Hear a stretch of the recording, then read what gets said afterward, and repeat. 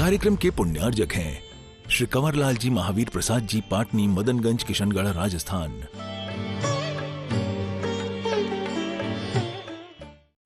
सागर में भी, हम जोर से नहीं बोल रहे हैं, थोड़ा हाँ धीरे से बोल रहा हूं मैं। सागर में भी ऐसे लोग हैं कि नहीं है? क्या होगा इनका, कहां जाएंगे? मैं तो हिल गया। और फिर जाकर के मैंने आसन जमाई और दोनों समाजों को 8 दिन लगे मुझे करने में। गर्मी का समय था, ऐसा सुनाया हमारा पसीना बहता था स्टेज के नीचे। समझा समझा के अंत में एक करके आया। आज दोनों समाज एक हैं। केस चल रहे थे ऐसे, सगे बहन भाई रिश्तेदार एक दूसरे के नहीं जाते। बहुत बड़ा काम हुआ। जिंदगी में पहली बार मुझे अपने पुरुषों पर गर्व हुआ था। इसलिए कम से कम 2 इन पापियों को नरक जाने से बचा लिया। ये बनते सांप और नौला। मत करो रे बैर भाव, और वो भी धर्म के निमित्त से। बाकी सब एक थे, धंधे पानी में सब एक, बस धर्म की बात आती सब खत्म। ऐसी कसाएं होती हैं और ऐसी कसाएं हैं। मेरा दुश्मन भी है तो मैं करुणा दया करके कह रहा हूं, मत करो धर्म के कार्य। मत किसी मंदिरों में ट्रस्ट के ट्रस्टी बनो।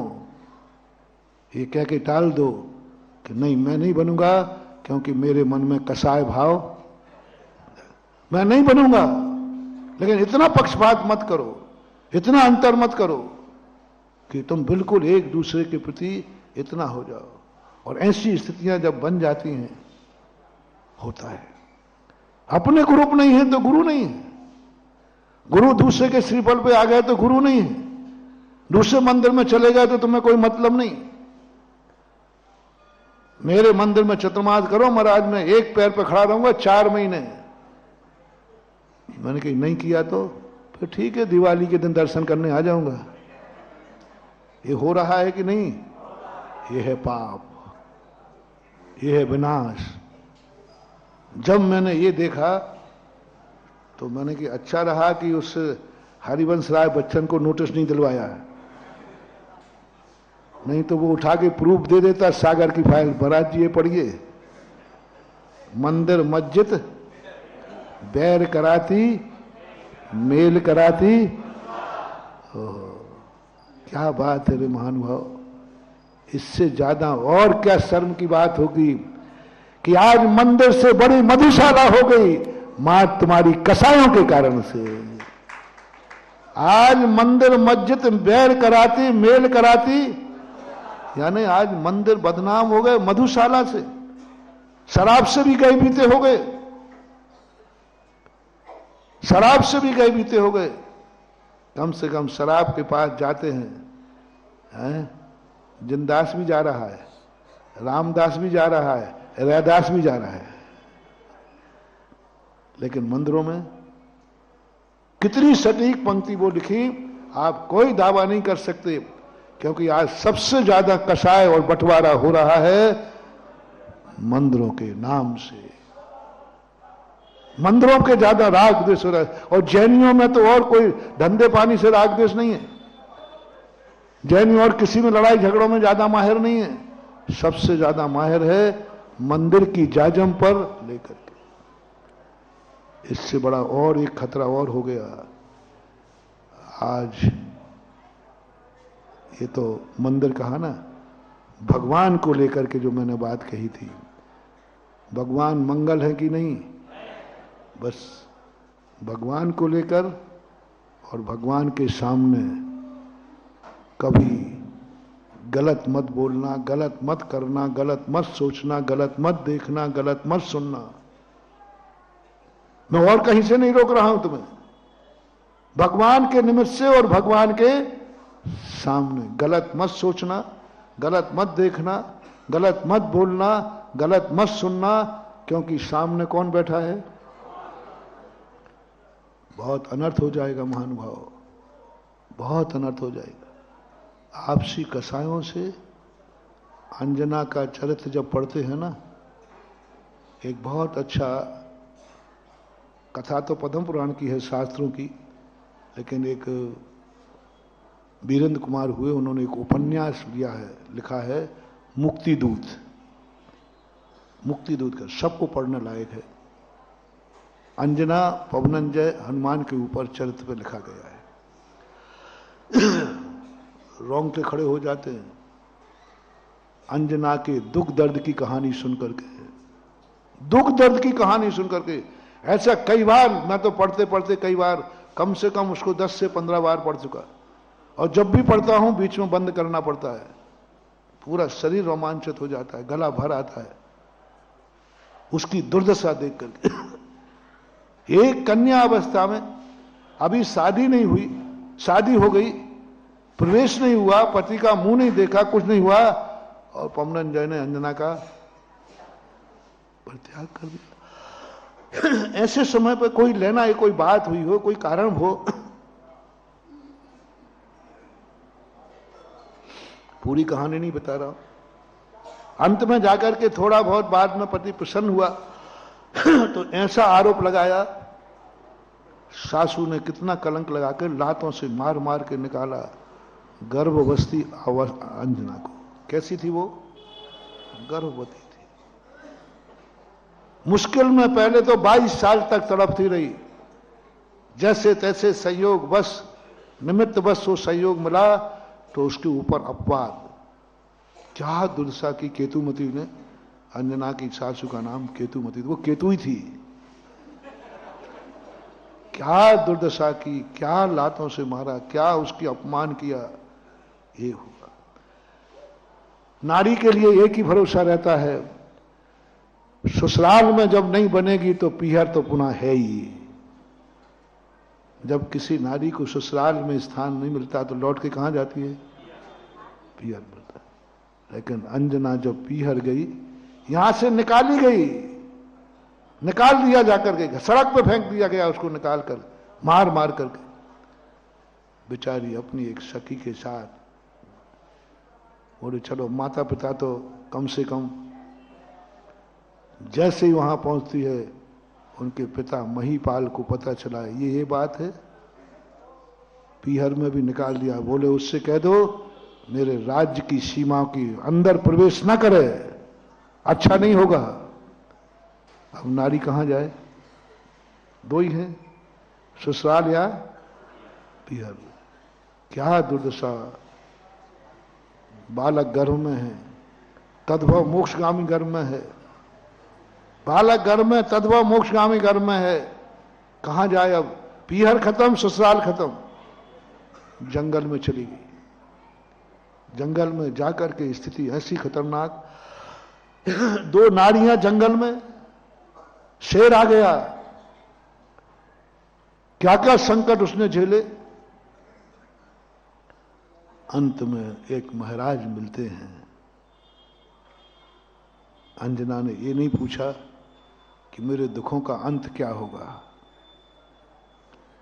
दुखों का अंत क्या होगा, बस इतना बता दो महाराज, आप यदि अवध ज्ञानी हैं तो इन सब कष्टों का कारण क्या है, कारण जानना चाहता हूं। मैं ये नहीं कह रही महाराज कि आप कष्ट दूर कर दो, क्योंकि अपराध मैंने किया है तो मुझे कष्ट तो भोगना पड़ेंगे, लेकिन बस इतना मालूम चल जाए कि मैंने अपराध क्या किया है।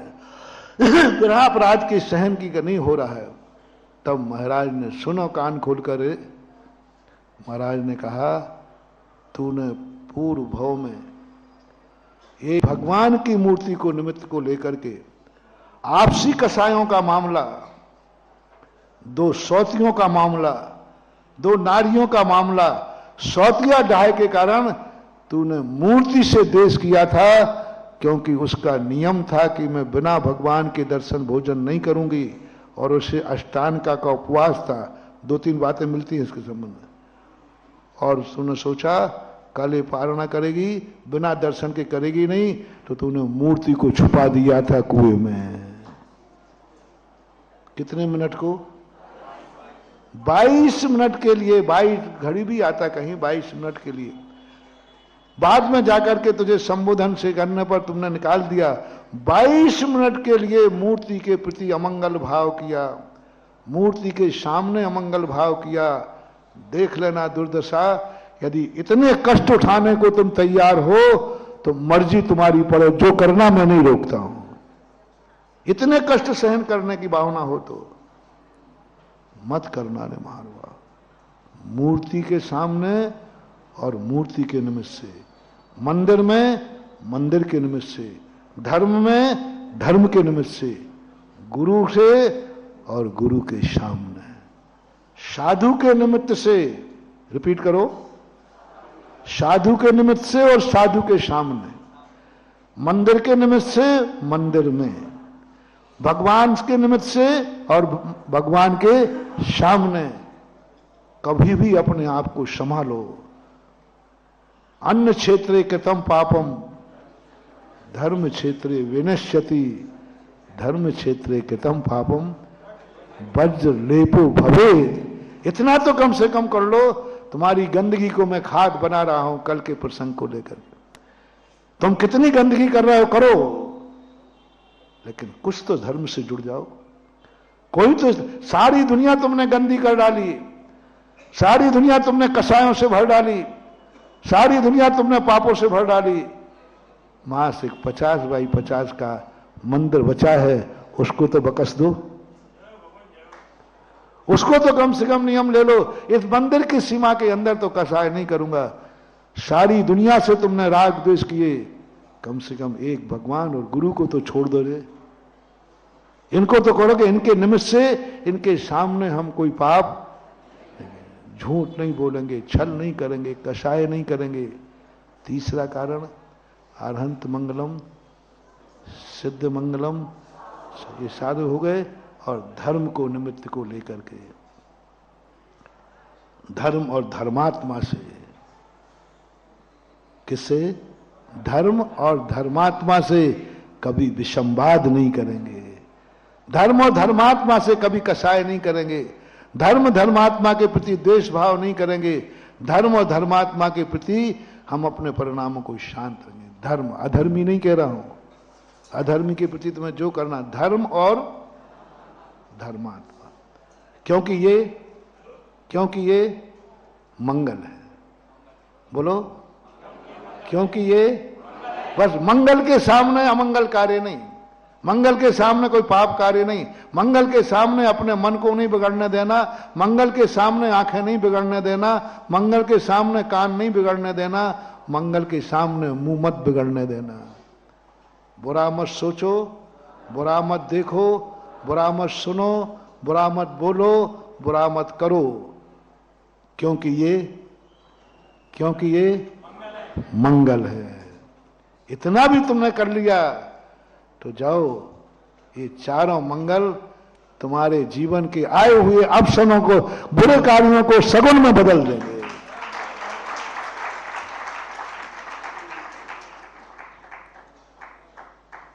सगुन कौन होता है? जिसके सामने व्यक्ति संकल्प कर लेता है ये मंगल है, इसके सामने मैं कोई भी अमंगल नहीं करूंगा।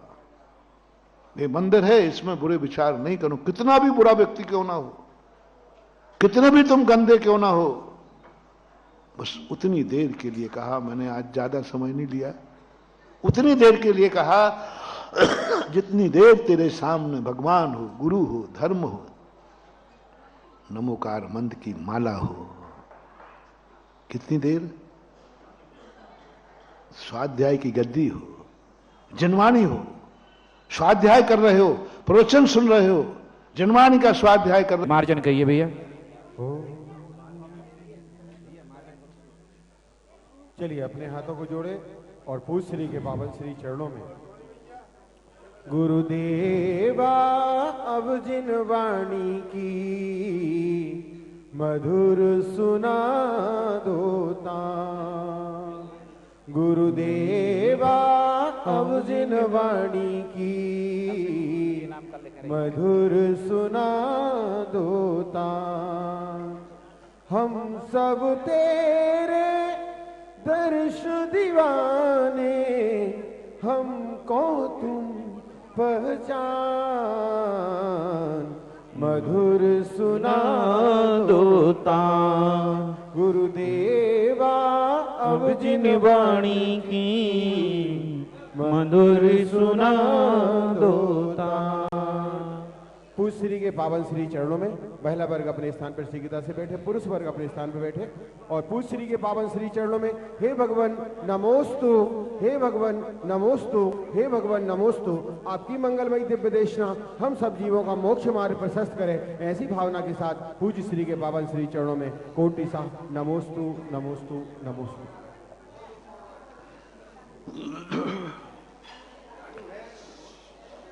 जय श्री ओम नमः सिद्धेभ्यः। जय श्री ओम नमः सिद्धेभ्यः। जय श्री ओम नमः सिद्धेभ्यः। सर्वमंगल मांगल्यं सर्वकल्याणकारकं प्रधानं सर्वधर्माणां जैनं जयतु शासनं।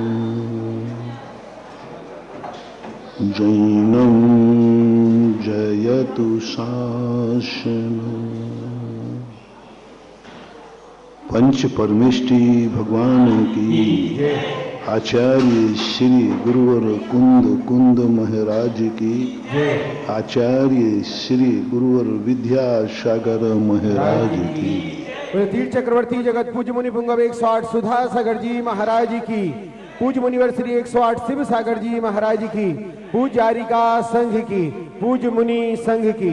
नमोस्तु भगवान, नमोस्तु भगवान, नमोस्तु भगवान।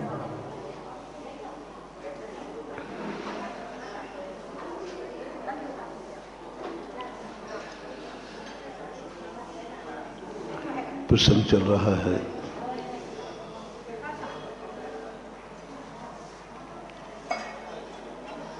वह क्या समझें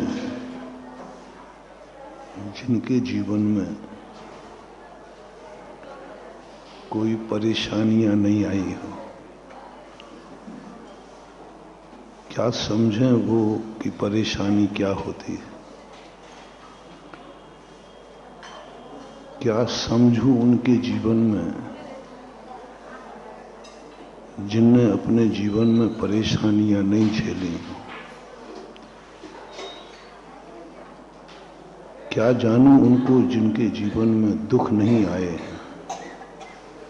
वो क्या जाने दुख की वेदना। क्या समझूं उन अमीरों को जिन्होंने गरीबी का अनुभव नहीं किया। क्या समझूं उन आंखों वालों को जिन्हें अंधेपन का अनुभव नहीं है। क्या समझूं उन कानों वालों को जिनको बहरेपन का अनुभव नहीं है। क्या समझूं उन वाणी भूषणों को जिनको गूंगेपने का अनुभव नहीं है। क्या समझूं उन पहलवानों को जिनको लूले लंगड़े होने का अनुभव नहीं है। क्या समझूं उन पुण्यात्माओं को जिन्होंने पाप का अनुभव नहीं किया। क्या समझूं उन आत्माओं को जिन्होंने रास्ते पे चलना ही नहीं सीखा, जो रास्ते पर चले ही नहीं हैं। क्या समझें उनकी जिंदगी को जिनकी जिंदगी में कोई अशुद्धि नहीं आई हो। क्या समझूं उन वीतरागियों को जिन्होंने कभी राग ही नहीं किया हो। क्या समझूं उन क्षमाशीलों को जिनके जीवन में क्रोध ही नहीं आया, मान ही नहीं आया। क्या समझूं उन सरल परिणामियों को जिन्होंने कभी मायाचारी ही नहीं की, उसका फल नहीं भोगा। क्या समझूं उन इस परिग्रहियों को जिन्होंने कभी परिग्रह का आनंद ही नहीं लिया, परिग्रह का अनुभव ही नहीं किया। क्या समझूं उन धर्मात्माओं को जिन्होंने कभी आर्य ध्यान ही नहीं किया। क्या समझूं उन आत्माओं को जिन्होंने 84 लाख योनियों में भ्रमण नहीं किया। वह क्या जाने हमारी वेदना को, जिसके लिए बुंदेलखंड में कहावत है, जाके पैर फटे न बिमाई, वह क्या जाने पीर पराई। हम उनको क्या दुख सुनाएं जिन्होंने दुख कभी देखे ही नहीं है। वो क्या समझेंगे हमारी वेदना को, क्या समझेंगे तुम्हारे दुखों को, क्योंकि उन्होंने दुख तो कभी उठाए ही नहीं समझा सकते। अमीरों को तुम समझा रहे हो कि मैं गरीब हूं, वे क्या समझें गरीबों की वेदना को। ज्यादा अमीर लोग जो बल्दियत से अमीर होते हैं ना, उनको कभी गरीबियों पर दबा, क्योंकि उन्होंने गरीबी का कभी अनुभव किया ही नहीं। उनको भाव ही नहीं आता, परिणाम ही नहीं आता। इसलिए जितनी भी कथाएं पुराण लिखे गए, सब पर उन जीवों को लिया उनकी कथाएं ज्यादा लिखी गई जिन्होंने संसार के सब अनुभव किए, बुरे से बुरे कार्य जिन्होंने किए, उनकी कथाएं लिखी, उन पर शास्त्र लिखे, उनको बस समझने को कहा। नमोकार मंत्र बहुत अच्छे लोगों ने भी पढ़ा है, लेकिन उस पापी को नमोकार मंत्र की सिद्धि कराई जिसने संपूर्ण पाप किए हैं, उसकी कथा लिखी गई। उनकी कथा लिखी गई जो हिंसा पाप में लीन थे, जो रोटी भी हिंसा से कमाते थे। उन चांडालों की, फांसी चढ़ाने वालों की कथा लिखी गई। नहीं लिखी उनकी कथा जिन्होंने कभी जीवन में हिंसा ही नहीं की, कुछ भी एक जीव की हिंसा नहीं की। उनकी कथाएं नहीं मिलती शास्त्रों में। हैं ऐसे जीव बहुत जिन्होंने जिंदगी में कभी कोई हिंसा ही नहीं करना पड़ी, लेकिन उनकी कथा है जो हिंसा से ही रोटी कमाते हैं, हिंसा ही जिनकी आजीविका है। नहीं लिखी उनकी कहानी जिन्होंने जिंदगी में कभी मांसाहार नहीं किया, जिंदगी में कभी मांसाहार नहीं लिया। लिखी कहानी उनकी जिन्होंने एक मछली का भी त्याग करके मांस ही जिनका भोजन है, उनकी कहानी लिख दी गई। उन सत्यवादियों की कहानी नहीं लिखी गई जिन्होंने जीवन को सत्य के रूप में स्वीकार किया। उन झूठों पर कहानी लिखी गई जो झूठ बोल करके नरक चले गए। सत्य घोष की कहानी लिखी गई, सत्यवान की कहानी नहीं लिखी गई।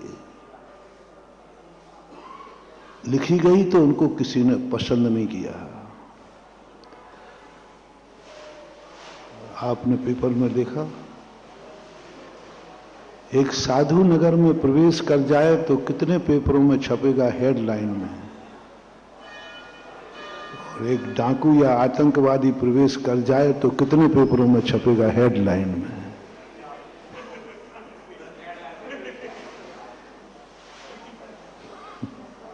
मुख्य पृष्ठ पे और सारे पेपरों पे, सारे मीडिया पर।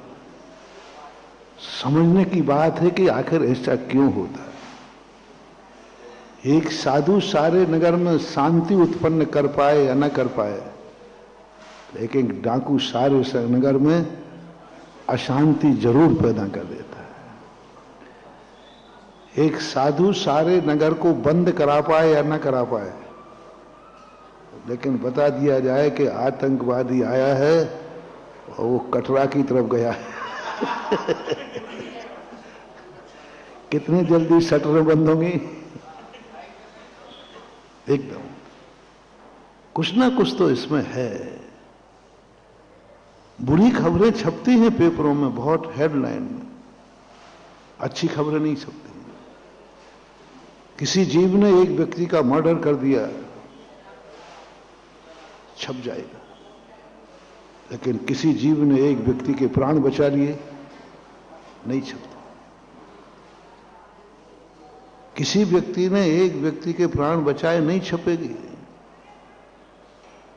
कितने जीवों को बचा रहे हैं। एक पिता ने बेटे की हत्या कर दी, बेटे ने पिता की कर दी, सारे पेपरों में छपेगा। लेकिन एक बेटा सुबह उठकर के अपने पिता की पूजा करता है, पैर छूता है, उसकी कहीं खबर भी नहीं लगी। उसकी छप गई। जिस बेटे ने पिता को गाली दी, मार दिया, हेडलाइन में छपेगा।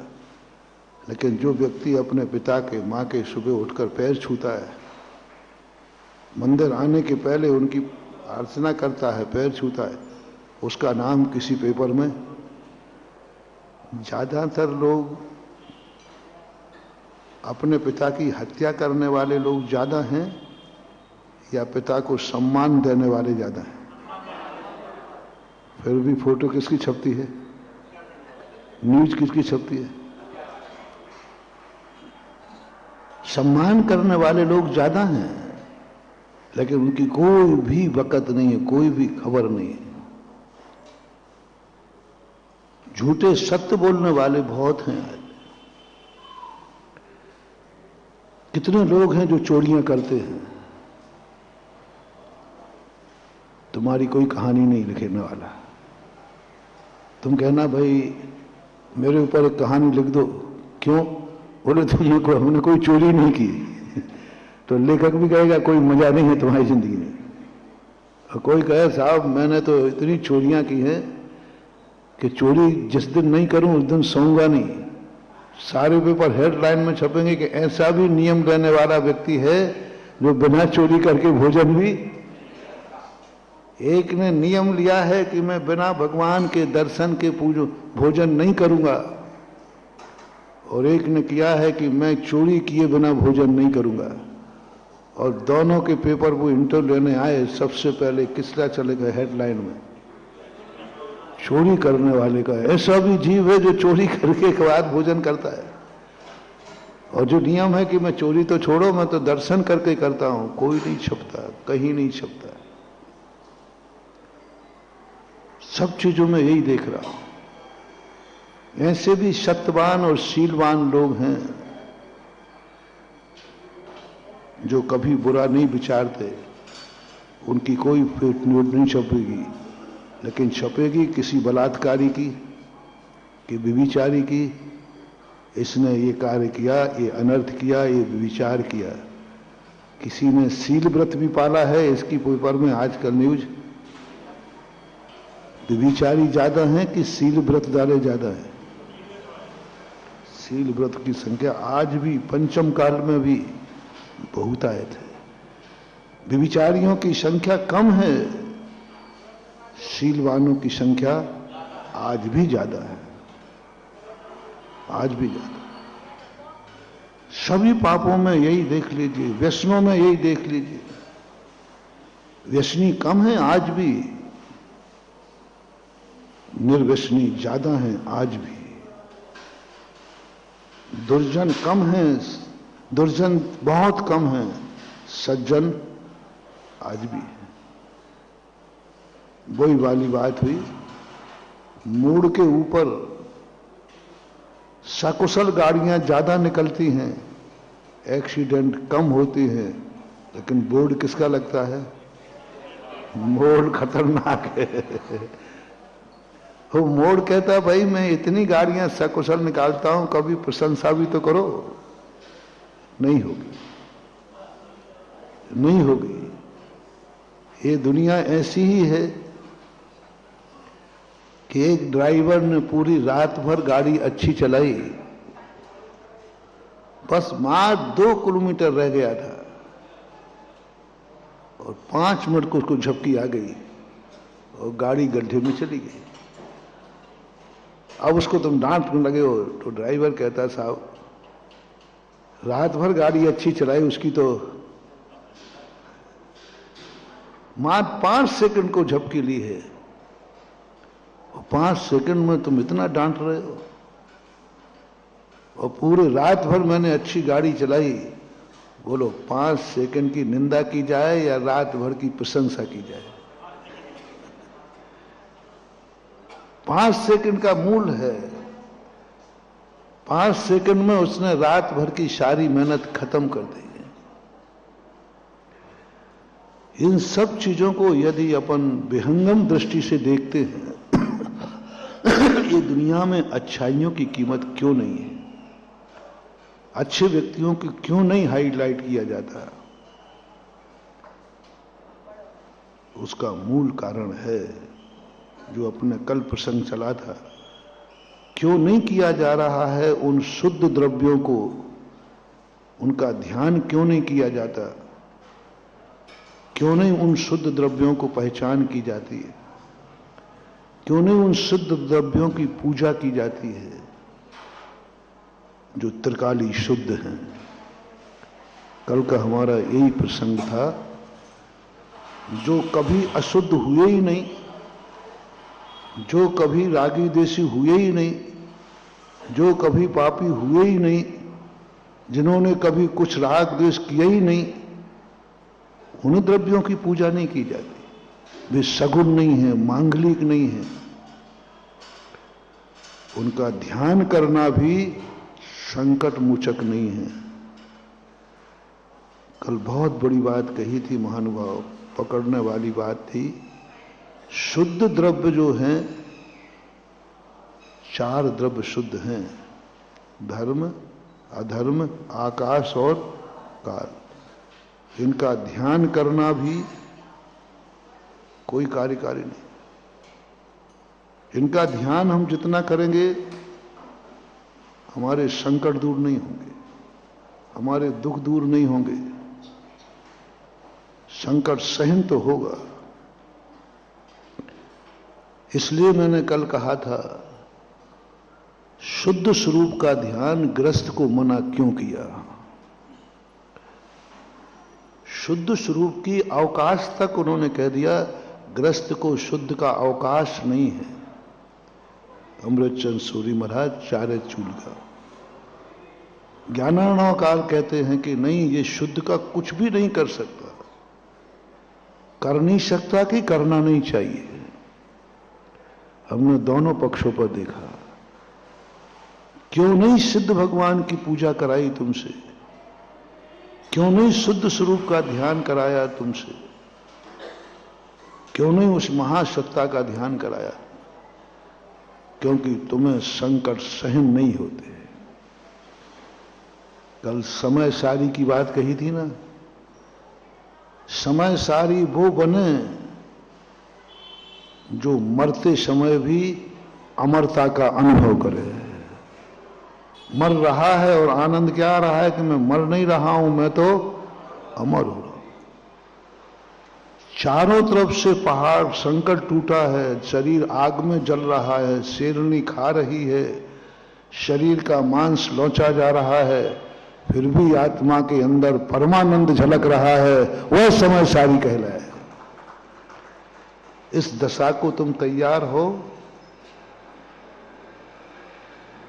हमने कल 7 भयों से, बहुत बड़ा कुंदकुंद स्वामी की बात हमें पकड़ में आई कि 7 भयों से मुक्त कह रहे हैं। समय सार को पढ़ने वालों को 7 भय से मुक्त हो तो समय सारी बनो।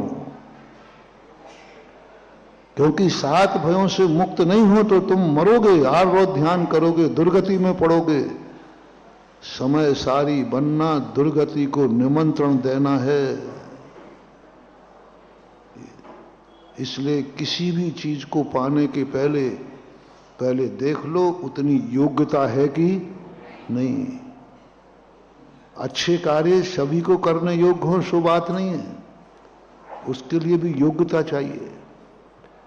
और योग्यता के बिना कहा तो वही अच्छा कार्य भी नुकसानदायक हो जाएगा। तुम्हारी योग्यता ही नहीं है, तुम समर्थ ही नहीं हो, अयोग्य हो। इसलिए यदि तुम्हारे लिए, कल मैंने पूछा था, कहीं से भय लग रहा है क्या? यदि थोड़ा भी भय है तो समय सार पढ़ना तो सही, समय सारी मत बनना।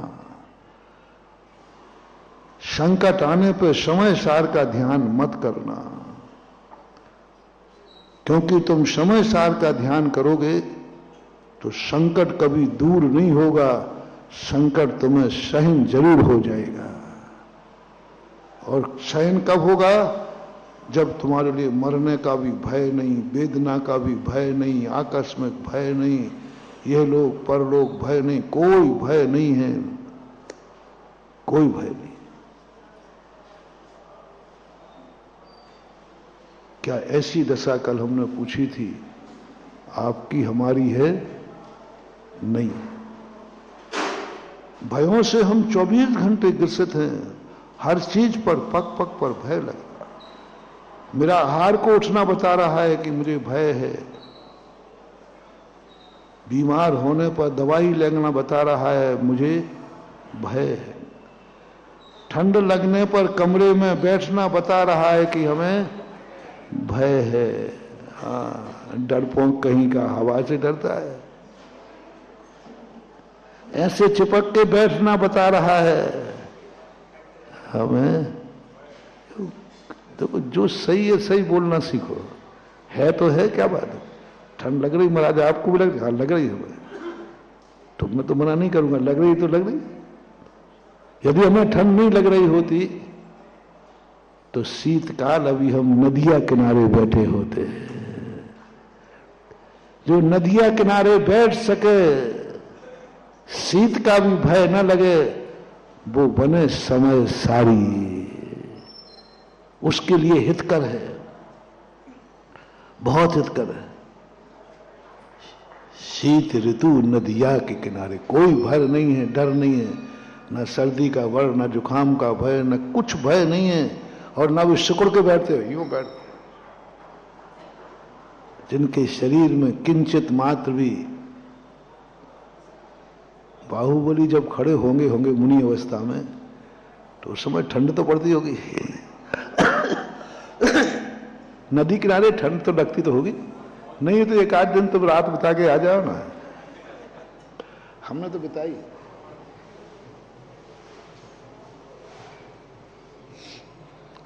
एक बार बिताना पड़ा था।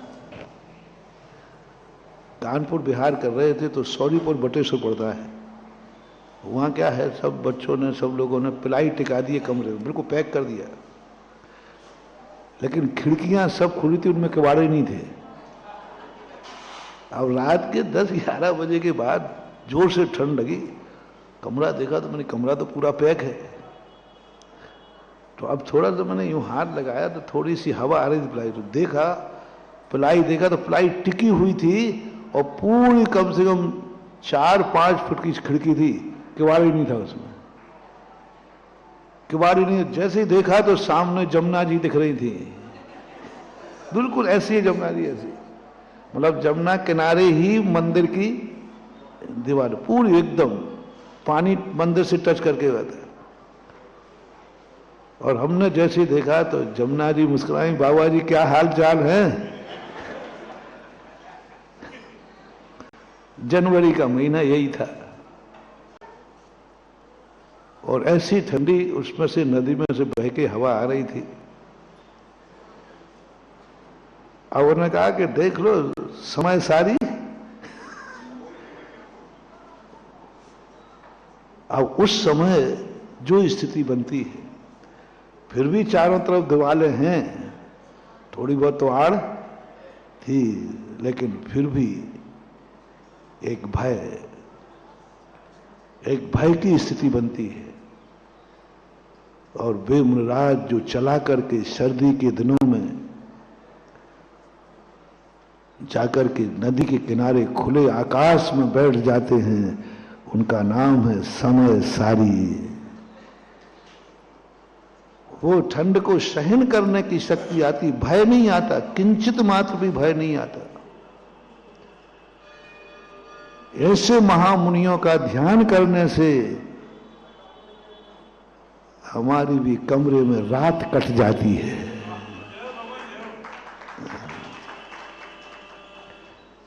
दो व्यक्तियों के ध्यान करना चाहिए। तुम्हें ठंड लग रही है तो उस व्यक्ति का ध्यान करो जो सबसे ज्यादा जिसने ठंड सहन की हो। हमने प्रारंभ में भूमिका क्या बनाई? उस व्यक्ति का ध्यान मत करना जो दुख तुम्हें है, उसको दुख जिंदगी में आया ही नहीं, कुछ नहीं होने वाला उसके ध्यान। ना उसका ध्यान करना, ना उसको पुकारना, वो तुम्हारी सुनने वाला, क्योंकि उसको उसकी वेदना का अनुभव नहीं। वो क्या सुनेगा तुम्हारी? क्या सुनेगा? राजा से कहो जो बिल्कुल, उससे कहो साहब मुझे ठंड लग रही है, वो क्या जाने ठंड क्या चीज होती है। बीरबल की कहानियों में आता ना, एक बार राजा ने, बहुत ठंड पड़ी थी, तो यूं राजा ने कहा कि साहब ठंड तो बहुत पड़ रही, बोले पानी बहुत ठंडा है। तो लोगों ने कहा साहब ठंडा जरूर है। बोले ऐसा ठंडा है, इस रात भर टेम्परेचर में कोई इस तालाब में खड़े होकर दिखाए, हम उसे पुरस्कार देंगे। अच्छा तगड़ा पुरस्कार रख दिया। अब पुरस्कार का नाम सुनते तो हर व्यक्ति थोड़े से लोभ में ही लोग कुछ ना अनर्थ कर देते। तो एक बेचारा गरीब था, उसने कहा चलो रात भर में वैसे ही मर रहे हैं, सुबह जिंदा हो गए तो शायद गृहस्थी बदल जाएगी, रत्न मिल जाएंगे। तो रात भर में खड़े हो गया, पूरी रात पानी में खड़ा रहा, ड्यूटी लगी, सब देखते रहे। सुबह आकर बुलाया गया कि भाई, राजा कहता ये संभव ही नहीं है, ऐसे कड़ाके की ठंड में तुम पानी में खड़े रहे, संभव नहीं है। बताओ कैसे खड़े रहे, क्या सोचा तुमने, क्या किया आपने, कैसे ये संभव हुआ, तुम्हें ठंड नहीं लगी क्या? बोले साहब लगी। तो फिर तुम जिंदा हो, कैसे क्या हुआ? तो कहता साहब मैंने तुमने आपके कमरे में खिड़की में एक दीपक जल रहा था, बस उसे ही देखते देखते मैंने रात निकाल दी है। अब राजा तो कंजूस था, उसने कहा अच्छा तू इंटरव्यू फेल, यानी हमारे महल की दीपक की गर्मी से तू जीवित रहा रात भर। बताओ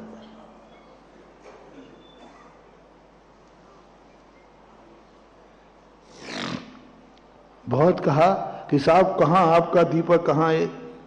बोले कुछ नहीं, ये तो दीपक गर्मी से जीवित रहा, अब क्या जाने कि इसने रात कैसे गुजारी होगी। लो साहब उसकी तो मेहनत खत्म कर दी, राजा कुछ नहीं, फेल हो गया। अब बीरबल को बड़ा बुरा लगा कि बेचारा रात भर मर गया। और थोड़े से इतना तो फिर बताते कि बीरबल ने, राजा जहां घूमने जाते थे वहां उन्होंने एक बांस लगाया, बांस पे तवेली रखी, उसमें खिचड़ी पका रहे थे और नीचे आग जला रहे थे, और बांस था बहुत ऊंचा। तो वीर बादशाह निकले, बोले बीरबल क्या कर रहा है? बोले खिचड़ी पका रहा हूं, खिचड़ी। बोले मूर्ख इतना है, कहां तू डेगची रखी और कहां तू कर रहा है? बोले साहब पक जाएगी। बोले जब महल में रखा हुआ दीपक तालाब में रहने वाले को गर्म कर सकता है, तो हमारे नीचे की अग्नि भी खिचड़ी को पका सकती है। राजा ने कहा ये तो थप्पड़ है, तुरंत बुलाया और उसको पुरस्कार बीरबल ने दिलवा दिया। कहने का अर्थ वो क्या जाने कि वेदना क्या होती है। बहुत बड़ा लॉजिक है महानुभाव। क्यों इन संकट वाले महाराजों की फोटो छपते हैं, क्यों मंदिरों में उन्हीं की कथाएं लिखी जाती हैं, क्यों उन्हीं के चित्र बनते हैं जिनके जीवन में संकट आया, क्यों 5 9 बलभद्रों में रामचंद्र ही सारी दुनिया की जिह्वा पर बैठे हैं, 24 तीर्थंकर में क्यों पारसनाथ बैठे हैं, क्यों भरत से ज्यादा बाहुबली की पूजा हुई। ये ऐसे ही नहीं मानो। गुणों की अपेक्षा में कोई अंतर नहीं है, सब बराबर गुणवान है, सब सिद्धालय में है, सब अनंत है। इतना बड़ा मनोविज्ञान है जीवन में। तुम पहले ये देखो, दुखी व्यक्ति सुखी आदमी का ध्यान न करे। सुखी वर्तमान में है, पहले देखो जो दुख हमें है, क्या यह दुख इसकी जिंदगी में आया है। क्या राजा ने कभी तालाब में खड़े होकर के रात बिताई है? तो फिर राजा यदि बिताई होती ना तो वो कहता नहीं, महलों के दीपक से आंच नहीं आ सकती, मिलेगा ही नहीं, ध्यान ही नहीं कर लगेगा, वो कुछ नहीं होने वाला। इसलिए समय सार में वो शुद्ध स्वरूप का वर्णन है। कुछ नहीं, तुम मर जाओ रो रो करके। इसलिए समय सार पर पढ़ने वालों का मरण अच्छा नहीं होता। समय सार पढ़ने वालों का निर्माण हो सकता है। समय सार पढ़ने वालों का निर्माण हो सकता है, केवल ज्ञान हो सकता है, शुद्ध उपयोग हो सकता है, लेकिन तुम्हारा मरण अच्छा नहीं हो सकता। समय सार पढ़ो, मरण अच्छा नहीं होगा। केवल ज्ञान तो इसलिए हो सकता है क्योंकि वो 7 भयों से मुक्त है। वो संकट को दूर करना चाहता है। संकटों में मरना चाहते हो तो समय सार पढ़ना, संकटों में जीना चाहते हो तो समय सार का ध्यान करना। तुम्हारे मन में ये भाव आ जाए सुख और दुख में हमें कोई फर्क नहीं पड़ता। कल कहा था, चाहे तलवार कोई मारे, तरघाव तारन असी प्रहारन में सदा क्षमता धरे। चाहे कोई तलवार मारे, चाहे आरती उतारे, मुझे कोई फर्क पड़ने वाला नहीं है। शरीर की बोटी बोटी करे, चाहे शरीर की भैयावृत्ति करे, हमें कोई फर्क पड़ने वाला नहीं। अनुभव में कुछ नहीं आएगा, कोई फर्क नहीं पड़ने वाला। ऐसी दशा तुम्हारी हो जाए, कभी ऐसा परिणाम हो जाए। मैं समय सार की बुराई नहीं कर रहा हूं, तुम लोग समय सार को कितना बदनाम कर डाला है तुम लोगों ने। समय सार जैसा पवित्र ग्रंथ आज घृणा का विषय बन गया, मंदिरों से निकाला जाने लगा। समय सारियों से लोग घृणा करने लगे, एकांत मिथ्या दृष्टि हो गए, तथाकथित अध्यात्म हो गए। समय सारियों की आज समाज में बहुत बेइज्जती हो रही है। क्यों हो रही है? क्योंकि उन्होंने अयोग्य व्यक्ति को यदि योग्य वस्तु दे दी जाए तो वो भी बदनाम। दूध भी यदि शराब की दुकान पर खड़े होकर पियोगे तो भी शराबी ही कहलाओगे। नहीं साहब, मैं तो दूध पी रहा था, लेकिन कहां पी रहे थे? बस यही है, समय सार दूध है, बस कमी इतनी है कि तुम ग्रस्त रूपी शराब की दुकान पर खड़े होकर पी रहे हो, ये गड़बड़ है। इसलिए बदनाम हो गया, दूध पीने वाला बदनाम हो गया, बेइज्जती हो गई, बहिष्कार हो गया।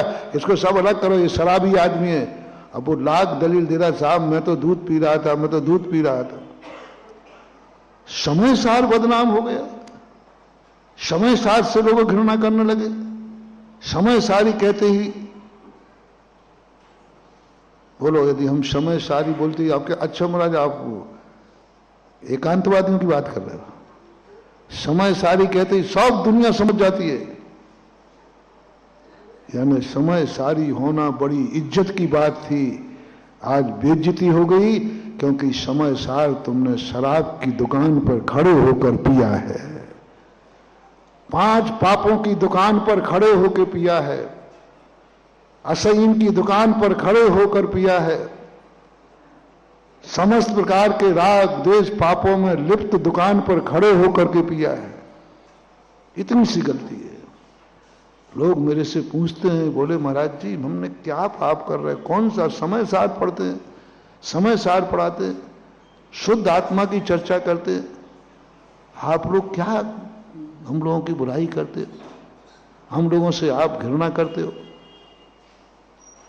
समाज भी करती है, समाज करे तो करे, आप जैसे व्यक्ति भी।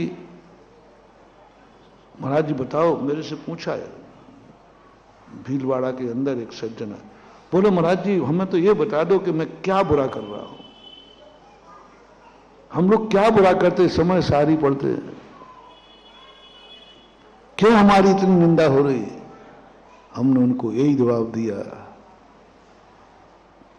तुम्हारी गलती नहीं है, तुम दूध पी रहे हो, बस तुम शराब की दुकान पर खड़े होकर पी रहे हो, तुम 5 पाप करते हुए पी रहे हो, आरंभ परिग्रह करते हुए पी रहे हो,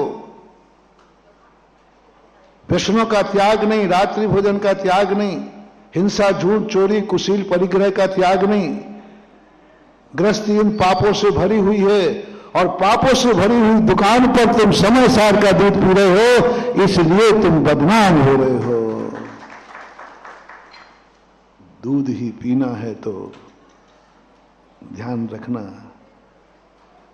मुनि बनकर के समस्त पापों का त्याग करके फिर समय सार का दूध पीना, और ये भी ध्यान रखना थोड़ा बहुत शीतलाचार भी होगा ना, और समय सार ना भी पड़ रहा होगा,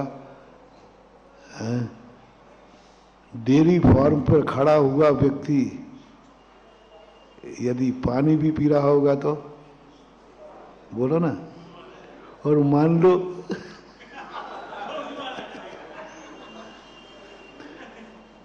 बहुत बड़ी बात है, डेयरी फार्म यानी डेयरी पे दुकान की दूध ग्वाले के यहां कोई व्यक्ति, दूध की दुकान पर कोई व्यक्ति शराब भी पी रहा है, तो भी लोग यही समझेंगे वो तो मैंने आंखों से देखा है, दूध पी रहा था, और शराब की दुकान पर दूध भी पियोगे बेटा तो लोग यही कहेंगे शराब पी रहा है।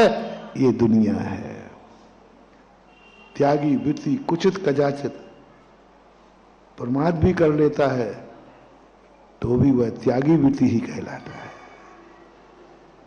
इसलिए इस उपदेश में पूज्यपाद स्वामी ने इसलिए कहा कि भली वो भाव से व्रत नहीं पाल रहा है, ऊपर से व्रत पाल रहा है, लेकिन दूध की दुकान पर शराब पी रहा है। दुकान काय की है? कम से कम मार्ग बदनाम नहीं होगा। तुम तो दूध पीते हुए भी मार्ग को बदनाम कर दोगे, दूध पीते हुए। और कोई गड़बड़ी नहीं हुई, बस उन्होंने ये कर दिया, ग्रस्त होकर पंच पापों में लीन होकर के परिग्रहों से पाप अभी छूटा नहीं और समय सारी बन गया। चिल्ला रहे मैं दूध पी रहा हूं, अरे मूर्ख देख वीडियो किसकी बन रही है, शराब की दुकान पे खड़ा है। कभी नहीं मानूंगा। इसलिए अपनी जिंदगी में ये विचार करना, शुद्ध आत्माएं, शुद्ध तत्व, इसका एक योग्यता होती है। यदि हम योग्य नहीं हैं तो हमें ज्यादा ऊंचे की घोषणा करने की जरूरत नहीं है। यदि हमारी योग्यता नहीं है, कल कहा था मैंने, नीचे बैठ करके यदि हम अपने आप को अयोग्य घोषित कर दिया तो इतना बड़ा दोष नहीं है, और ऊंचे बैठकर यदि तुम अयोग्य हुए तो धड़ाम से नीचे गिरोगे। ऊंचे से गिर करके बहुत खतरा है। और नीचे ही बैठे रहो तो कहां गिरोगे? साधु का घर दूर है, जैसे पेड़ खजूर, चढ़े तो मावा को चखे, गिरे तो चकना चूर। हाँ, प्रशंसा तो मिलेगी, बाबा जी बाबा जी बाबा जी, और थोड़ी चूक गए तो हाँ। इसलिए हमेशा ध्यान रखना, ऊंची उड़ान नहीं भरना। ऊंचा कार्य करके नीचे बैठोगे तो नुकसान नहीं है, लेकिन ऊंचे बैठ करके नीच कार्य किया तो फिर कोई मदद, कोई माफीनामा नहीं। ये गलती हुई सबसे समय साथ। इधर तुम अस्पतालों में जा रहे हो, इधर तुम रजाई में सो रहे हो, इधर तुम हीटर जला रहे हो, इधर कह रहे हो मुझे ठंड लग रही है। समय सारी हो उसे ठंड लगे असंभव, और ठंड लगे और समय सारी हो ये भी असंभव, हो ही नहीं सकता, कभी नहीं हो सकता। ज्ञानी मगन विषय सुख भोगी, यह विपरीत संभव है नहीं। पंडित जी साहब बनारसी दास कहते हैं, ज्ञान कला जिनके घट जागी, बेजग माही सहज बैरागी, ज्ञानी मगन विषय सुख भोगी, यह विपरीत संभव है नहीं।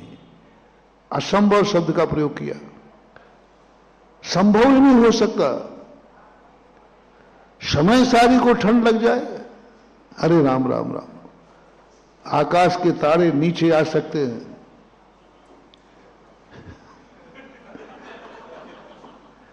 लेकिन समय सारी को कभी ठंड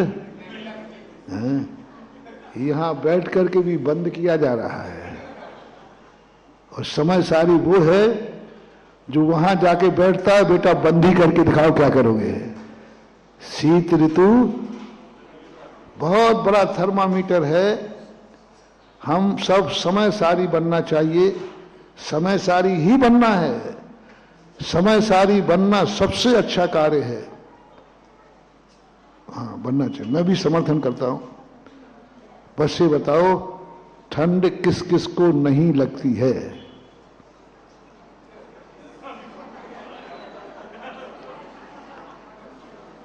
जिसको ठंड नहीं लगे उसको समय सारी माना जाएगा। महिलाओं को नहीं लगती, अरे मुझे सबसे ज्यादा लगती है, और ज्यादा। मेरे से मत पूछना, मुझे भी लगती है।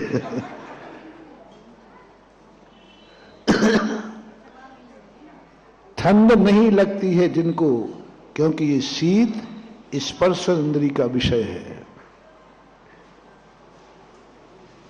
ज्ञानी मगन विषय सुख भोगी, यह विपरीत संभव है नहीं। ठंड जो है स्पर्शन इंद्री का विषय है, स्पर्शन इंद्री का भोग है, स्पर्शन इंद्री का हमें अनुभव हो रहा है। कहां से समय सारी बनेगा? कहां से समय सारी बनेगा? स्पर्शन इंद्री का है। चलते समय उसको कांटों पे चलाया जाएगा, आग में जलाया जाएगा। कौन व्यक्ति है जो आग में जलते हुए कहे मैं जल ही नहीं सकता? उष्णता स्पर्शन इंद्री का विषय है। हाथ रख के देख लो दीपक पे, जलने की अनुभूति होगी क्या? बोलो, मेरे से मत पूछना, मुझे तो होगी, मैं तो दूर से ही कह देता हूं। काय को उपद्रव में करें, हाथ जलाऊं बेफालतू? अपने पहले ही कह दो ना कि भैया मुझे तो होती है, मैं समय सारी नहीं हूं, मैं उस दशा को प्राप्त नहीं हो सकता हूं, मैं तो समय सार पढ़ता खूब हूं, लेकिन कभी अपने आप को समय सारी नहीं कहता। पढ़ता हूं, ध्यान करता हूं, चिंतन करता हूं, उसके चिंतन करने से सहनशीलता आती है, लेकिन मैं कह नहीं सकता हूं क्योंकि मुझे अग्नि से डर लगता है, हाथ जल जाएगा। तो हाथ जल जाए तो जल जाए,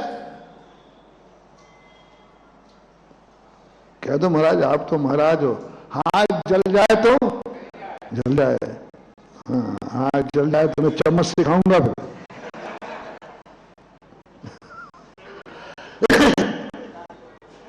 तुम लोगों से ज्यादा राग होता है मुझे अपने शरीर से। हमारे हाथों से हमें कितना राग है। यदि हाथ जल गया बताओ हम भोजन कैसे करेंगे? भोजन करेंगे तो मरेंगे। हाँ पकड़ा गया, मरण का भय है तो समय सारी नहीं हो सकता, क्योंकि हाथ जल गया तो मैं हाथ चलिए कैसे करूंगा। समय सारी कहता है हाथ जले तो जले, ना मुझे हाथ की चिंता है, ना हार की चिंता है, ना मरण की चिंता है, मैं तो इससे परे हूं। उष्ण इंद्री का भोग, चलते हुए कंकड़ पत्थर लग रहे हैं, जूते चप्पलों का त्याग करो ना। कंकड़ है तो बने रहने दो, चुभ रहे हैं तो चुभने दो। खुरदरा स्पर्शन इंद्री का भोग है, अभी जूते चप्पल छूटे नहीं और कह रहा है समय सारी शराब की दुकान पर समय सार पी रहा है, दूध पी रहा है। क्यों पहनते हो जूते चप्पल? नहीं, जूते चप्पल पहनने से शायद नीचे कीड़े मकोड़ों को दुख कम होता होगा, हैं? बल्कि वो और ज्यादा होता है, वो बचेगा ही नहीं। नंगे पैर में तो फिर भी जीभ बच सकता है, जूते चप्पल में तो क्यों पहन रहे जूते चप्पल आप? क्योंकि कांटा नहीं चुभ जाए, कंकड़ नहीं चुभ जाए, छाला नहीं पड़ जाए, स्पर्शन इंद्री का भोग। इसलिए महावीर स्वामी ने मुनियों से कहा नंगे पैर चलो और बोलो कंकड़ पत्थर चुभ रहे हैं तो चलो अभ्यास में डाल दिया। अभ्यास करो, जिस दिन तुम्हें कंकड़ पत्थर चुभना बंद हो जाए, कांच भी आ जाए और चुभ जाए, तुम्हारी चाल में अंतर नहीं आए, उस दिन तुम समय सारी कहलाओगे। क्योंकि भेद विज्ञान किसे कहते हैं? कोई भेद नहीं, पुद्गल है, पर है, ऐसी स्थिति। और भी सब मिला लीजिए, चारों इंद्रियों को मिला लीजिए आप। स्पर्शन इंद्री, नेत्र इंद्री देख लीजिए, क्या तुम्हें अच्छा बुरा सब दिखे? क्या राग द्वेष तो नहीं है? बताए देता हूं।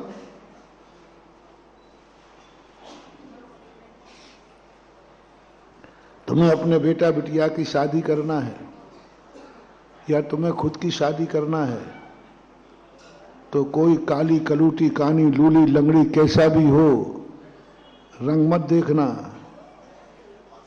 यदि तुम्हें कहीं शादी ब्याह करते समय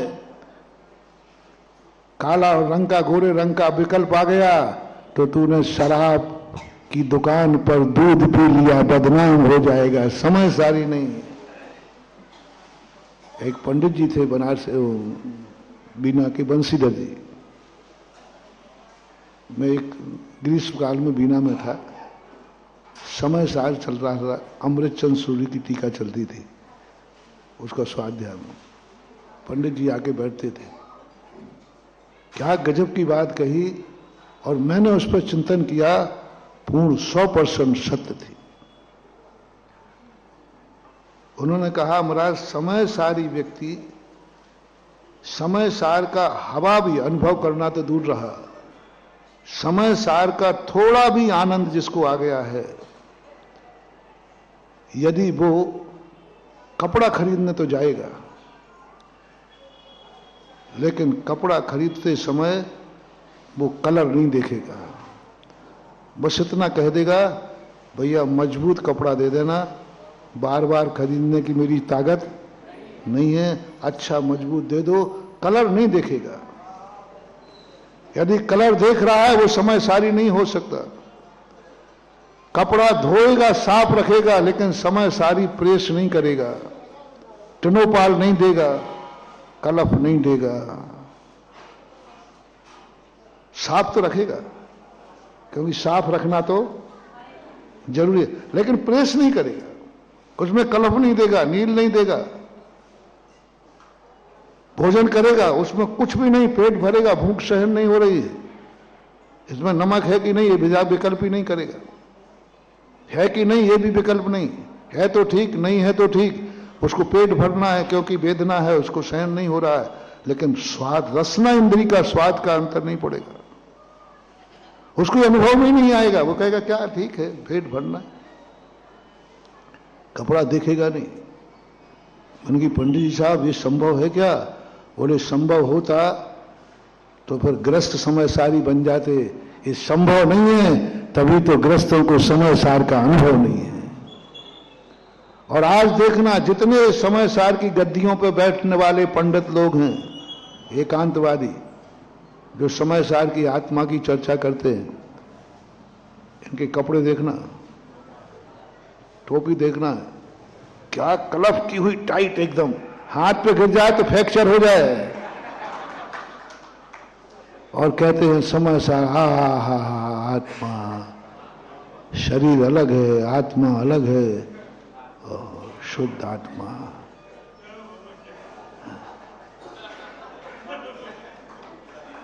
पर्याय दृष्टि, मूढ़ दृष्टि, अरे जो टोपी दृष्टि कौन सी दृष्टि? कलप दृष्टि। क्या देखो, आप देखना, बिल्कुल पूरा कपड़ा पहनेंगे, कुर्ता बिल्कुल ऐसा टाइट कलप किया हुआ एकदम। और 10 लाख क्षण पर्व में जब स्टेज पे बैठते हैं ना, तो हीरो बन के बैठते हैं। हमारे बुंदेलखंड में था कि यहाँ 10 दिन लोग दाढ़ी नहीं बनाते, पहले, अब पता नहीं है, नहीं बनाते थे। और पंडित आकर के सुबह शाम दोनों टाइम बनाता है, और समय सार की चर्चा करता है, कहता है समय क्या है। पर्याय दृष्टि में अटके हो और कह रहे हो पर्याय पज्जय मूढ़ो मूढ़ा, पर्याय दृष्टि बनी हुई है। नहीं बंधु, स्पष्ट कहो, मैं समय सार की चर्चा कर रहा हूं, समय सार पढ़ रहा हूं, पढ़ा रहा हूं, लेकिन मैं समय सारी नहीं हूं, क्योंकि अभी मेरी पर्याय दृष्टि है। अभी मैं कपड़े का कलर देख रहा हूं, अभी भोजन का मैं स्वाद देख रहा हूं। भोजन भक्ष्य है, भोजन, लेकिन स्वाद देख रहा हूं कि भोजन में स्वाद नहीं है। भक्ष्य तो है, भक्त तो है, भोजन में स्वाद आ रहा है, समय सारी नहीं हो सकता। कपड़े का कलर देख रहा है, समय सारी नहीं दे सकता। पैरों में जूते पहन रहा है, समय सारी नहीं दे सकता। ठंड में कोट पहन रहा है, कपड़े पहन सकते हो, कोट नहीं पहन सकते, क्यों? स्पर्शन इंद्री का विषय, स्पर्शन इंद्री का विषय जो है, यह विषय होने से तुम नहीं कर पाओगे, हो नहीं सकता। और आप चाहते हो कि तुम्हारे लिए ये सारे संकट, ठंड का, गर्मी का, नीरस भोजन का, दुखों का, शेर खाएगा, चीता खाएगा, अग्नि में जलोगे, इन सब चीजों को तुम में सहन करने की क्षमता है, आर्त ध्यान नहीं करोगे। वायदा करो, मच्छर से नहीं कटवा रहा हूं, शेर काटेगा, तुम आर्त ध्यान नहीं करोगे। ठंड लगेगी, तुम आर्त ध्यान नहीं करोगे। तुम्हें पता ही नहीं चल रहा कि स्पर्शन इंद्री क्या होती है। क्या तुम ऐसे हो? साधारण मत समझो, ये ग्रंथ राज है, ये ग्रंथ राज है, और इस राज्य के राजा बनने के लिए इससे राजा होना चाहिए। बताते हैं कि ये तुम्हारे यहां कोई सीरियल चलता था, लोगों ने मुझे बताया था, एक राजा को राजगद्दी पर बैठाया जा रहा था। उस राजगद्दी पर बैठने के लिए उस सिंहासन में 16 पुतलियां थी, बताया था मुझे, मैंने पढ़ा है, हालांकि ये एक नाटक है। 32 जो भी है, 16 कहानी है, नाटक टाइप का है, संस्कृत में है वो, पर तुम लोगों को सीरियल भी बताया था। एक दिन हमने प्रवचन में सुनाया तो लोगों ने कहा नहीं महाराज, इस पर सीरियल भी है। उसमें राजा जब बैठने जाता है सिंहासन, एक एक पुतली निकल के कहती है, मालूम इस सिंहासन किसका है, मालूम इस सिंहासन पर कैसे कैसे राजा बैठ चुके, क्या तुम ऐसे हो, क्या तुम ऐसे हो, क्या तुम ऐसे हो। राजा पीछे हट जाता, मैं सोचता हूं। दूसरे दिन मन बना के आता, ऐसा था नहीं अब बनूंगा। तो दूसरी पुतली कहती है, ऐसे बताते 32 पुतलियों ने 32 शर्तें रखी, क्या तुम ऐसे हो तो इस सिंहासन पर बैठो, अन्यथा मत बैठो। ऐसे ऐसे महान लोग इस सिंहासन पर बैठ चुके हैं। ऐसा ही समय सार है, ऐसा ही ये मुनि पद है। सारे पद जितने महान होते हैं कोई एरा खैरों के नहीं होते हैं। सब तरफ लगाना महानुभाव। समय सार एक ऐसा ही पद है। समय सार पूछता है, क्या तुम ऐसे हो, क्या तुम इंद्रिय विषय से ऊपर उठ पाए हो, क्या सर्दी गर्मी से ऊपर उठ पाए हो, क्या रसना इंद्रिय से ऊपर उठ पाए हो,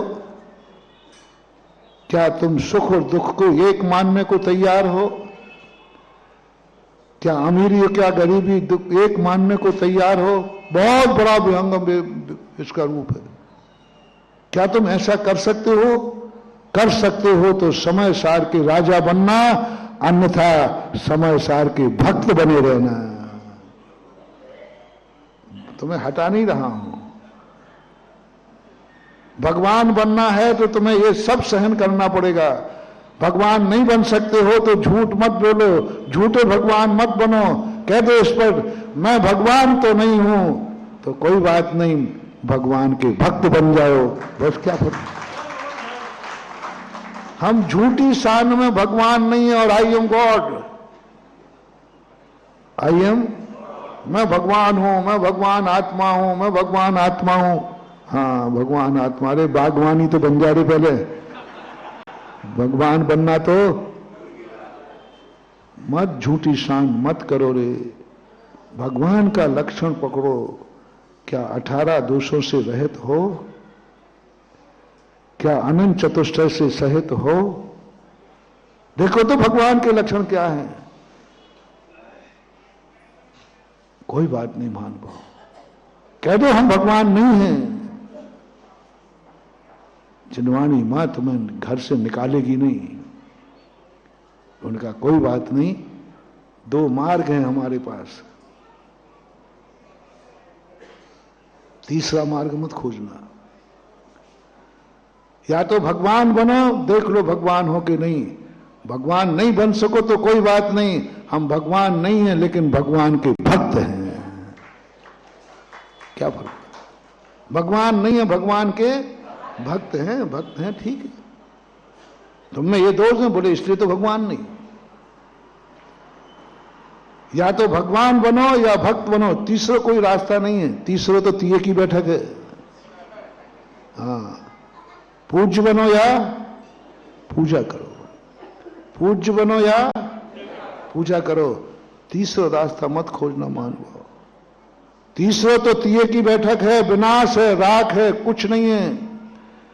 जो जैन श्रावक होकर के 2 ही काम करना है महानुभाव, या तो पूज्य बनो या पूजा करो।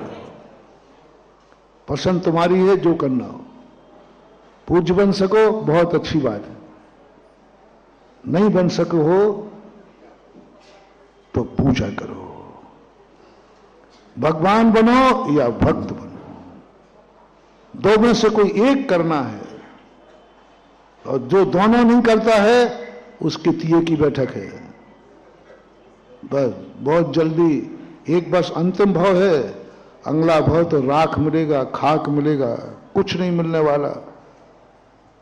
इसलिए कोई बात नहीं, हम भक्त बन करके जिएंगे। लेकिन भक्त भी जिनवाणी मां का ही बेटा कहलाता है। लेकिन झूठी शान नहीं करना। हम नहीं हैं भगवान, हम समय सार के भक्त हैं।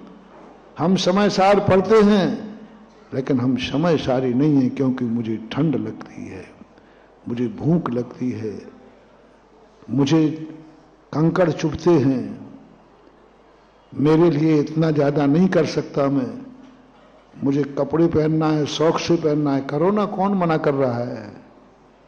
कौन मना कर रहा है? ये दशा आपकी प्रकट होना है। तो बोलो, आप लोगों को जितने दुख हमने बताए, इनको आपको सहन करने की शक्ति है या नहीं?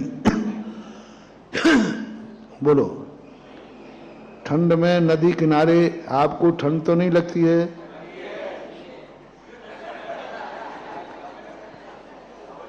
नहीं लगती हो तो फिर अपन सब प्लान बनाए, फिर चले 38 बीघा पर। एक दिन में तो नानी याद आ गई, सब दूसरे थे, सब दूसरे थे, मैं तक, और बरस रहे थे कमेटी पर, बरस रहे थे कमेटी पर। कहां गया वो सट्टू? वो तो गली मत रही, वो लेट आया, नहीं तो बहुत उसकी मुश्किल हो जाती, केस लॉन्च हो जाते उस दिन।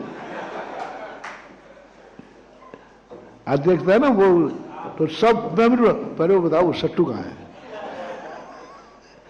लोग कह रहे महाराज जी आप सट्टू को याद क्यों कर रहे हैं? बोले बुलाओ तो उसको निपटाना है। हाँ, क्या बात है भाई। बाद में मैंने चिंतन किया, समय सार रूपी मम्मी ने कहा बेटा क्या कर रहा था? आगे लाल, हाँ हो रही थी, ठंड लग रही थी। हाँ ठंड लग रही थी। समय सार कहां गया? एक छोटी सी हवा और लपट ने आंखें लाल कर दी, छोटी सी ठंड ने हम कांप गए और क्रोध आ गया। ये कोई व्यवस्था है क्या? उस समय समय सार याद आ रहा था कि सट्टू याद आ रहा था? समय सार याद नहीं आया, सट्टू याद आया। वो कहां गया पहले बताओ? लेट आया लेकिन आखिर अंदर का जो वाल था वो निकला तो सही है।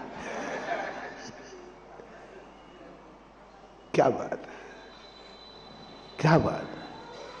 अपनी औकात जानो, अपन क्या औकात है, अपनी शक्ति जानो क्या है। नहीं कर पाएंगे महानुभाव। अब दूसरी, अब अपन सबने प्रस्ताव पास कर लिया कि हम समय सार को नहीं हैं, क्योंकि हमें इतनी दशा नहीं है। हम 7 भयों से रहित नहीं है, हमें पग पग पर भय है, पग पर भय है। तो समय सार का ध्यान करें? नहीं, समय सार का ध्यान करने से संकट दूर नहीं होगा, सहन तो हो जाएगा। अब दूसरा प्रश्न कर रहा हूं मैं। पहले यह निर्णय हो गया हम सब समय सारी नहीं, क्योंकि अपन को सबको 7 भय हैं। हमारे लिए दुख आने पर परिणाम आकुल व्याकुल हो जाते हैं। हमें अभी इंद्रियों के विषयों के प्रति राग भाव है,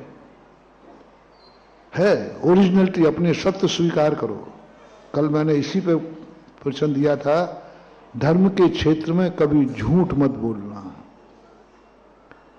धर्म के क्षेत्र में कभी भगवान से, गुरु से, धर्म से झूठ नहीं बोलना। जो मैं हूं वो मैं हूं। मैंने एक बार सुनाया था ना, कृष्ण जी का एक बहुत बड़ा गुण था, वो सबसे झूठ बोलते थे, मां से झूठ नहीं बोलते थे, एक नियम था उनका। वो बताया था ना कि एक बार मक्खन खा के आ गए चोरी करके, तो सबने कहा मां देखो ये दहेड़ी खावे तो खावे, दहेड़ी और फोड़ देता है। तो यशोदा मैया ने कहा क्यों करता है तू ऐसा? बोले मैया मैं नहीं माखन खायो, मैया मैं नहीं माखन खायो। सबके सामने झूठ बोल दिया स्पष्ट, मैंने नहीं खाया। तो तेरे मुंह में छपा है तो ओहो, कृष्ण जी को चोरी तो पकड़ी गई। फिर क्या कहते हैं, ग्वाल बाल मैंने मुंह लिपटायो, मैया मैं नहीं माखन खायो। खाया सब इन सब ने है, वो मेरा मुंह, क्योंकि मैं छोटा था। तो मैया तो सीधी सादी होती है। सबसे ज्यादा यदि कोई किसी को ठग सकता है तो छोकरा मां को, बिल्कुल बुद्धू समझता है वो। और तुम सबसे ज्यादा छोकरे खड़ा हो, सबसे ज्यादा ठग सकते हो तुम महाराज को। तुम भी कलाकार हो बहुत ज्यादा।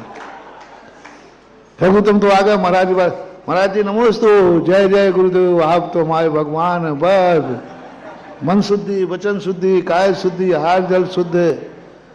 थोड़ा लगाऊं थर्मामीटर? ऐसा बिल्कुल तुम तो महाराज को सबसे ज्यादा बुद्धू समझते हो तुम। महाराज तो बहुत सीधा साधा है। अपन कह देंगे महाराज मन शुद्धि, वचन शुद्धि, काय शुद्धि, वो तो मान जाएगा। मान रहा हूं कि नहीं रोज को? बहुत बुद्धू, लेकिन उसका गुण था। बाद में अकेले में यशोदा मैया ले गई, बोले देख बेटा, एक दिन नहीं, 2 दिन नहीं, प्रतिदिन की शिकायत है। और कोई अच्छे लोग कर रहे हैं, ये मानी लोग हैं हमारे नगर के, नंदगांव के, और इस वंश से संबंध रखते हो, तुझे भी बहुत चाहते हैं। ये लोग झूठी शिकायत तो नहीं करेंगे, झूठी शिकायत तो नहीं करेंगे। सही बता बात क्या है? तो बोले मां मैं सही बोलता हूं, तू सुनती गलत है। तू थोड़ा ऊंचा सुनती है ना। तो तूने सही क्या बोला? तूने नहीं कहा? नहीं, मैंने कहा नहीं खाया। मैंने तो ये कह रहा था मैया मैंने ही माखन खाया, मैया मैंने ही माखन खाया। अब थोड़ा कलाकारी से बदल दिया कि नहीं? मैं नहीं माखन खायो, मैं नहीं माखन खायो। यो कन्हैयो, ओ सभा में बैठे हुए कन्हैयो, कम से कम दुनिया के सामने झूठ बोलना, लेकिन देव साथ गुरु के सामने झूठ मत बोलना। यहां तो कबूल कर लो मैया मैं हूं पापी, मैं हूं रागी, मैं हूं दोषी, मैं सर्व दुर्गुणी मैं ही हूं। कम से कम देव साथ गुरु के सामने झूठ नहीं, मायाचारी नहीं, छल कपट नहीं, जो हो उसे स्वीकार करो। मां है ये, गुरु है ये, भगवान है ये, मंदिर है ये। और कल कितनी बड़ी व्याख्या हुई थी, मंदिर से नहीं मंदिर में नहीं। क्या कहा था? मंदिर से नहीं मंदिर में नहीं, भगवान से नहीं भगवान के सामने नहीं, भगवान से नहीं भगवान के सामने नहीं, छल कपट नहीं, झूठ नहीं, मायाचारी नहीं। इसी प्रकार गुरु से नहीं गुरु के सामने नहीं। किसी भी गुरु से राग द्वेष मत रखना, मत रखना। मेरा महानुभाव बहुत अच्छी तरह से है। कितना भी बड़ा मेरे से द्वेष रखने वाला दुश्मन भी है, तो मेरा उससे कहना है कभी साधु से द्वेष मत रखना। सारे जगत के द्वेष तुम्हारे माफ हो जाएंगे, लेकिन साधु से द्वेष रखा तो भगवान महावीर भी नहीं बचा पाएंगे।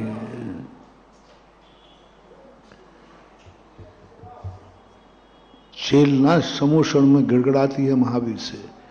महावीर की मौसी थी वो, बहनौता था महावीर। कहती है हे भगवान कुछ तो बताओ, जो कुछ भी करना पड़े मैं करने को तैयार हूं, मेरे पति को नरक जाने से बचा दो। नारी अपने पति के लिए क्या नहीं कर सकती हैं? हर साल तुम्हें जीवित रखने के लिए, भले के लिए एक उपवास करती है। वैष्णव में करवा चौथ, जैनियों में सुहाग दशमी से कुछ होता है, सो भी होता हो, एक है पर है। ये अपने लिए नहीं करती, उसमें भावना क्या रहती है? तुम्हारे लिए करती है। और तू इतना बदमाश है कि एक भी नहीं करता उसके लिए, बल्कि उस दिन पट्टा डबल और खाएगा। है नारी का एक गुण है। नारी का गुण है, सम्मोषण में गिड़गिड़ाती है कि कोई उपाय बताओ, जो कहोगे मैं सब करने को तैयार हूं। यहां तक कह दिया इनके बदले यदि मुझे नरक जाना पड़े तो इनको बचा लीजिए, मैं नरक जाने को तैयार हूं। इतना समर्पण। गिर रहा। महावीर की वाणी में आता है, देवी संभव नहीं। इसने जो द्वेष किया है, किसी दुर्जन से करता, किसी दुष्ट पुरुषों से करता, किसी संसारियों से करता, इसने जो द्वेष किया है एक मुनिराज से किया है, इसकी माफी नामा नहीं है, कोई माफी नामा नहीं, क्योंकि इसने मुनि से द्वेष किया है, जिन मुद्रा से द्वेष किया है, इसने द्वेष भाव किया है, इसका कोई माफीनामा नहीं है। तीर्थंकर प्रकृति का बंध हो गया, छायक सम्यक दृष्टि हो गया, समोषण में प्रथम श्रोता बन गया।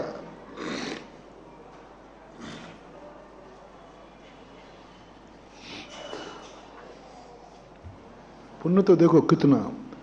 महावीर स्वामी कहते सब हो सकता है, मेरे हाथ में है कि मेरे समोषण में बैठ कर तीर्थंकर प्रकृति का बंद कर ले, छायक सम्यक दर्शन प्राप्त कर ले, प्रथम श्रोता बना दिया।